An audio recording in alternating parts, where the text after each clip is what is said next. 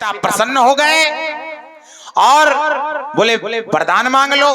मैंने वरदान मांगा कि मेरी माता और पिताजी जीवित हो जाएं और मैंने इन्हें मारा है ये इन्हें विस्मृति हो जाए। अब ईमानदारी से उत्तर करना, हमने माता का जीवन बचाया कि मारा?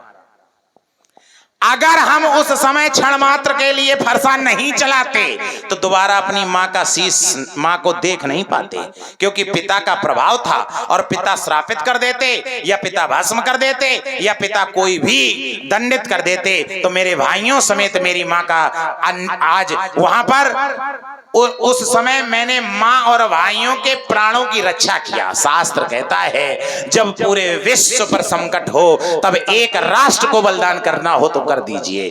अगर पूरे राष्ट्र को बचाना हो और अगर एक राज्य को बलिदान करना हो तो कर देना चाहिए। अगर संपूर्ण राज्य में कोई संकट हो, एक जनपद का बलिदान करना हो तो कर देना चाहिए। अगर संपूर्ण जनपद में कोई ऐसा संकट है और एक नगर का अगर बलिदान करना है तो कर देना चाहिए। संपूर्ण नगर को बचाने के लिए एक परिवार का अगर विनाश करना है तो कर देना चाहिए। संपूर्ण परिवार को बचाने के लिए अगर एक व्यक्ति को मारना है तो मार देना चाहिए। उस समय की घटना को भविष्यत ना होने देने के कारण परशुराम पिता वाक्यम समः शम्यति, पिता के वचनों को भगवान पिता के महाराज जमदग्नि के द्वारा दिए गए आदेश का परिपालन मेरे सभी भाइयों के द्वारा जब नहीं किया गया तो पिता प्रभाव अज्ञो रामा, पिता के प्रभाव को मैं जानता था और मैंने भरसा उठाया और मैंने अपने भाइयों माता भ्राता सहा वधित, इसलिए मैंने कोई पाप नहीं किया। यदि दोष को समाप्त करने के लिए ये चरित्र प्रशंसनीय चरित्र है लेकिन अनुकरणीय नहीं है। हर कोई नहीं कर सकता। बस मैं वही कहूंगा, वही कहूंगा। नहीं व्यास जी, अनुकरण करें जिसमें ये हिम्मत हो कि जिंदा करा दें। ऐसा ना हो कि फरसे मसक दें और बाद में पोस्टमार्टम करावत फिरे। दोष को समाप्त करने के लिए यदि नियम को भी तोड़ना पड़े तो तोड़ देना चाहिए। यदि दोष समाप्त होता है तो जैसे आपने कहा कि मैंने अपने पिताजी की आज्ञा को पा करके अपनी माताजी के कंठ को काट दिया और काटने से उनका दोष दूर हो गया और पुनः मेरी माताजी जीवित हो गई, वैसे ही धनुष तोड़ने वाले ने अपने गुरु की आज्ञा को पा करके धनुष का खंडन कर दिया और धनुष में जो दोष था, कौन सा दोष? भगवान शंकर का इसके द्वारा जो अपमान हुआ था वो जो दोष था, तो उस अपमान को धनुष तोड़ने वाले ने दूर कर दिया। तो महात्मा जी जैसे आपने अपनी माता धनुष ने कैसे भगवान शंकर का अपमान कराया था, जरा ये बताओ। जिस समय भगवान विष्णु और भगवान शंकर के मध्य में श्रेष्ठता का युद्ध हुआ, अर्थात इन दोनों में से कौन श्रेष्ठ है, कहां से लिया गया है? युद्ध ये कथा कहां से सुना रहे हो, कहां की है? एक क्षण सुनिए तो पूरी बात। चलो चलो ठीक। अब बालक हूँ, सुनते नहीं। आओ बालक बने रहो। हम सुनाए कहां से ये हमें नहीं पता है। हमारे गुरुजी हमको सुनाते हैं तो हमने आपको बता दिया। ये ना बताओ कि कहां से सुना रहे हो। हमें जो गुरु से प्राप्त है वही मैं सुनाऊंगा। अब आपको जो प्राप्त है वो आप सुनाओ। तो महात्मा फिर क्या हुआ? जब जैसे ही युद्ध प्रारंभ ही हुआ तो भगवान शंकर ने अपने अजगौ को और भगवान विष्णु ने अपने सारंग को, जैसे ही भगवान विष्णु ने सारंग की टंकार मारी तो जैसे ही टंकार मारी तो ये अजगौ स्तंभित हो गया।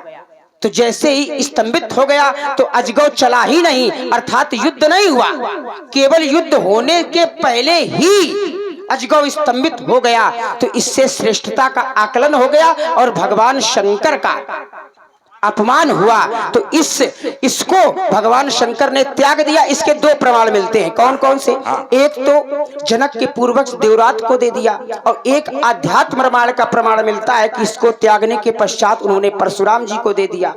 अब 2 प्रमाण है इसके, जो आप लेना चाहो वो ले लो। अल्प विराम। बहुत भाई, देखो ऐसा है, तुम ये बताओ कि तुम अपने बाबा विश्वामित्र और जनक की बात मानते हो या परशुराम की बात मानते हो? जो कथा बेटा तुम सुना रहे हो वो अभी हमने तुम्हें बताई नहीं है। और ये जो कथा है, जो भवत भवः विष्णु शिव मध्य भवत युद्ध रोम हर्षण, जो रोम हर्षण युद्ध हुआ, ये परशुराम जब अपना धनुष राम को देंगे उस समय ये कथा बताएंगे। वाल्मीकि रामायण के खष्ट खष्ट सर्गा 66वें सर्ग का खष्ट खष्ट तमः सर्गा 9वां श्लोक है ये वाल्मीकि रामायण का। तो ये वाक्य परशुराम के मुख से निकलेगा। अभी तुम जो कह रहे हो मैं गुरुजी ने सुनाया, तुम्हारे गुरुजी का पता नहीं है। ये कथा तुम्हारे गुरुजी को पता ही नहीं है। ये कथा वाल्मीकि रामायण में परशुराम के श्रीमुख से निकली है। और जब जिस समय धनुष दे रहे हैं उस समय हम राम को बताएंगे। इसलिए ये अभी भविष्यत घटना है, तुम्हारे गुरु को नहीं पता। और तुम्हारे जब तुम जनकपुर आए, यहां पर तुम्हारे गुरु विश्वामित्र को लेकर के जब जनक जी गए तो जनक जी ने बताया, देवराति तख्यातौ ज्येष्ठे निमीयान्नपः, देवरात इति ख्यातौ निमिवंशे महीपते न्यासो सहितम शिवः प्रदायते प्रसीदयत्। प्रसन्न, हाँ सुन लो, देवराति देवराति देवरात जो है, देवरात इति ख्यातौ, देवरात प्रसिद्ध राजा महाराज निमि के वंश में ज्येष्ठो महीपते, ज्येष्ठ महीपतों की श्रेणी पर आने वाले महाराज देवरात को शिव प्रदान आए सब प्रसीदयत्, प्रसन्न होकर के प्रसन्न मुद्रा में दिया। ये जनक ने विश्वामित्र को बताया। और ये 66वें सर्ग के चौथा मंत्र वाल्मीकि रामायण का घर में जाकर के पढ़ना, ठीक, तो प्राप्त हो जाएगा। तो ये महाराज जनक के द्वारा प्रस्तुति दी गई। तो जनक की अब मानो और विश्वामित्र के मानो, परशुराम की अब अभी से मानने लगोगे। आपकी न माने? नहीं मानो, हमारी मानो, लेकिन जब हम कहें अभी हमने बताया नहीं तो तुम हमारे अंदर की बात कैसे बता रहे हो? चलिए, हमें तो ये ज्ञात हुआ कि नहीं आपने ही दिया था जनक को, और आपने ही कहा था कि इसके माध्यम से तो ये को मंत्र पढ़ो, आप प्रण करना, मंत्र पढ़ो या चौपाई को देव भाई। देखो देखिए, सुनिए सुनिए, महात्मा सुनने का प्रयास करिए। जैसे मैं दादा नहीं, हम सुनने आए, बीच में नहीं बोलता। आओ ना बोले, नहीं बोलोगे क्या बोलो बताओ। देखिए देखिए, भाषा महत्व नहीं रखती है, बात व्यक्ति के समझ में आनी चाहिए। मैं तो ये कहता हूं कि गूंगे व्यक्ति से अगर बात की जाए, गूंगे व्यक्ति से बात की जाए तो व्यक्ति को गूंगा ही बनना पड़ता है। लेकिन यहाँ देखो पहले कैसे बैठे हैं, बात नहीं, यहाँ का मैं क्या कहना चाहता आप समझिए। तो भाषा महत्व नहीं रखती है, महत्व केवल ये रखता है कि समझ में आना चाहिए। अब मालूम पड़े समझ में ना आवे से उपरत निकल जाए तो फायदा का।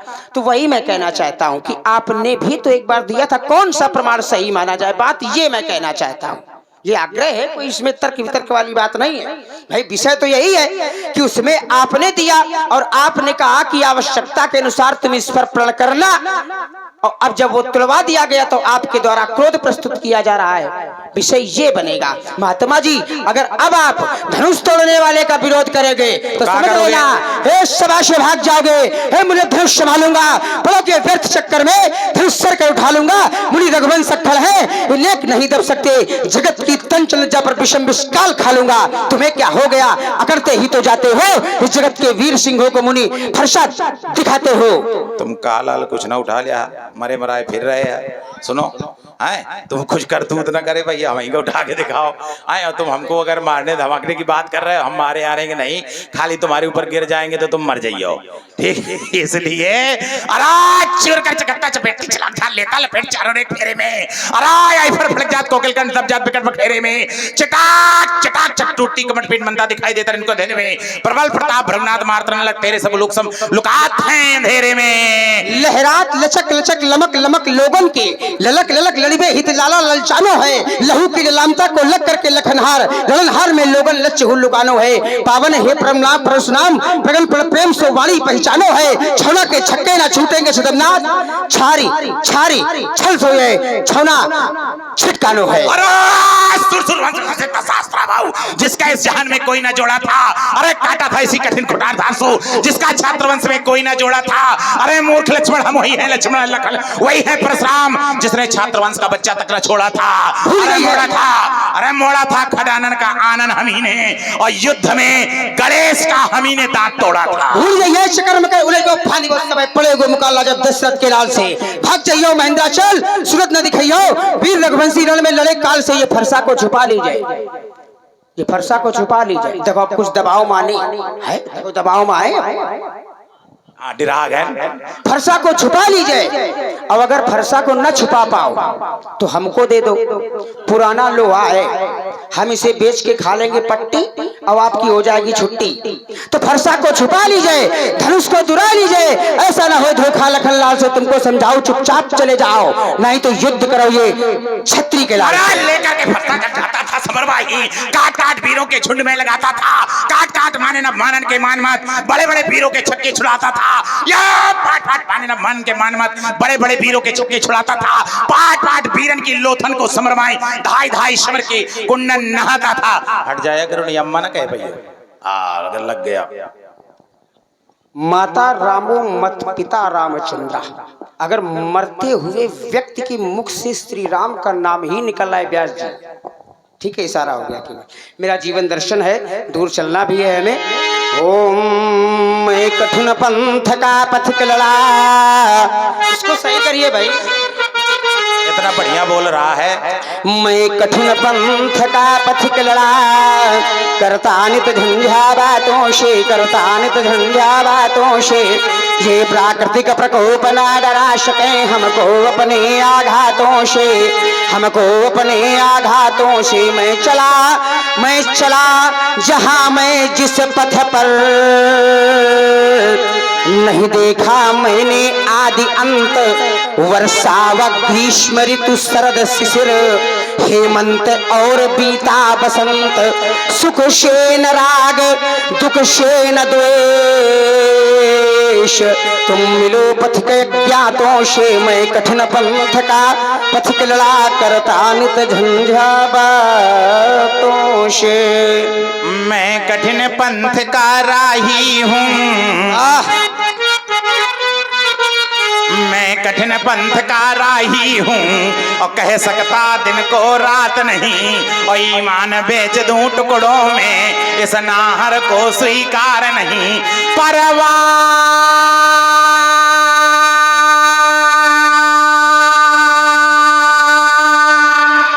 नहीं अग्नित बाधाएं, ये आती हो तो आने दो, ये महाप्रलय की प्रबल घटाएं, ये छाती हो तो छाने दो।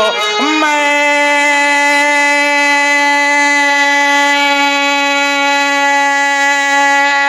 आशावादी मानव हूँ, हो सकता कभी निराश नहीं, और ये जीवन मेरा दास बना, पर मैं जीवन का दास नहीं। मुझे अंगारों से भयानक भी,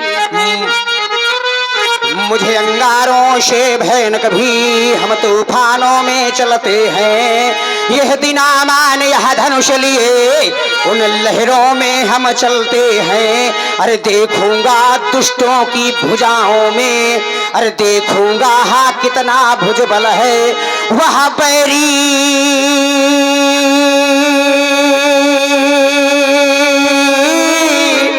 राह छोड़ जाते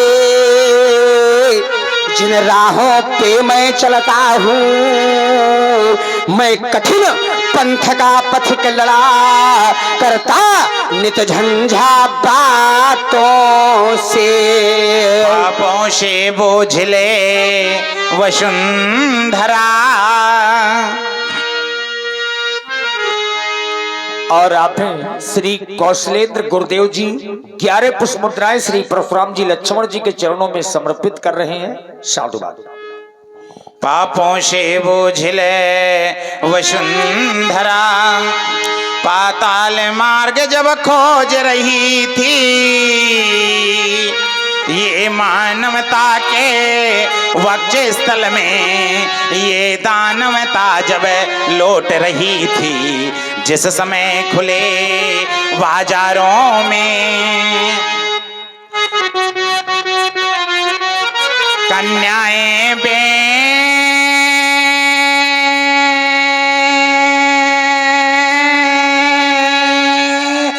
जाती थी, और बूढ़ी अनाथ अबला गौएं ये बधिकों को दे दी जाती थी। अरे जिस समय साधु संतों को ये मदिरा पिलवाई जाती थी, और जिस समय खेलते बच्चों पर जब तीर चलाए जाते थे, जिस समय सनातन धर्म ग्रंथ ईंधन के बदले जलते थे, और जिस समय देवे प्रतिमाओं पर अनगिनत हथौड़े पड़ते थे, तब कहाँ गए थे लखन लाल, और तब नहीं सामने आए थे, तब ले करके कर में कुठार ये भृगु नंदन ही आए थे। ये चलना मात्र लक्ष्य है मेरा,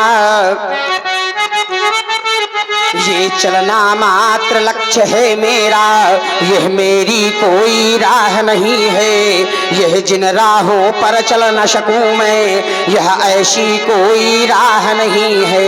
यदि व्यवधान कहीं मिल जाए तो गति और तीव्र हो जाए, ये साज श्रृंगार करे चेतनता, ये अंतराल प्रमुदित हो जाए, ये साज श्रृंगार करे चेतनता, ये अंतराल प्रमुदित हो जाए। ककड़ीले पथरीले पथ पर, ये ककड़ीले पथरीले पथ पर चलने को मैं मचल गया हूँ, ये ऐसे भी अवसर आए जब गिरा उठा फिर संभल गया हूँ, ये पांव तले अगणित बाधाएं, ये पांव तले अगणित बाधाएं, पर अधरों पर आह नहीं है, यह चलना मात्र लक्ष्य है मेरा, यह मेरी कोई राह नहीं है। तो दशरथ के लाला दे दो, बोल दो भाई। आप हैं श्री गंज वालों की ओर से ये 11 पुष्प मुद्राएं श्री परशुराम जी लक्ष्मण जी के चरणों में समर्पित हैं। साधुवाद। दशरथ के नंदन पड़ जइयो जो फंदन माही, तो जमदग्नि के नंदन के बाण बड़े बंका हैं, और राम के समेत तुम्हें पड़ी हो ना दिखाई मोह, और हुई है युद्ध जब महाभयंका है, तब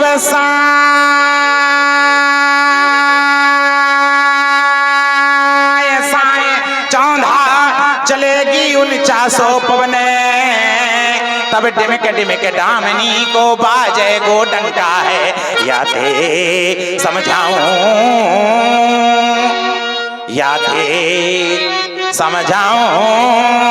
मोते ना भिरो लखन लाल,